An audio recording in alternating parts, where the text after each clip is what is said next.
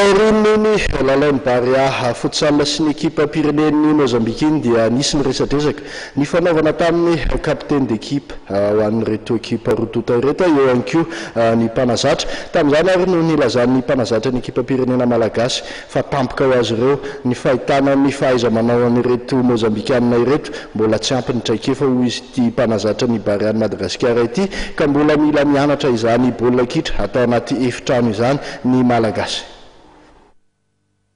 Dengan seperti program kita di sini mandi jadi full Malaysia kita pilih sekarang itu lalu terafai fa araksi experience yang ada tu kuliah akan konkretisi berkontra saya ini semarang sampai di semarang itu pula terus itu masuk ke sini di sini semarang dengan kita tapi asal warna gambarnya ambil nama film itu na fit kita Javaka antropologia ni fa remission level fina evanaraga ny préparation teo de possible aleo mety hoe anampy mety hoe roa izy fa ny tarafaya teo ny fiarovatena misy hitatsika tsara hoe manao show before izy teo tsika anana difficulté de attaque ny concrétisation fahita ny olana teo amin'ny tsy famatorana izy ianao teo amin'ny faible araka ny tenen'ny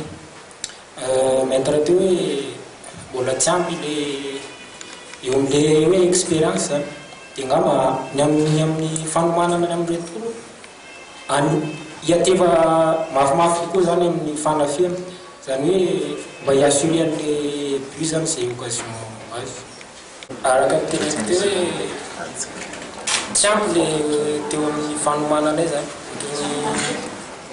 4 semaines teo zay no nanomana izy zany izay zavatra voaraina teo amin'ilay zay hoe fantatra tao anatin'izay zany ny ampy le fijerena le match le Mozambique tamin'ny ohatra hoe match farany dia zay no natao fa angamba anampy kokoa zay amin'ny fanafiana zany amin'ny tenenao hoe amin'ny attaque. Ce match est très difficile pour nous parce que je ne connais pas la sélection de Madagascar. Les joueurs beaucoup bien, mais j'ai travaillé beaucoup pour gagner ces matchs.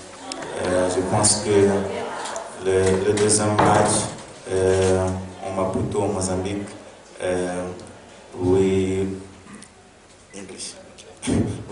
will find extremely difficult. The Mozambique, the Madagascar players play very well, and I think that they must put not one goal, 2 or 3, but our goalkeeper is the best goalkeeper. That's why we win this game. For us, because we have yesterday we don't have a time to training. Today I feel like very hard. It's hard. In Madagascar, we play very fast and good. Directly because we don't demonstrate our real volume.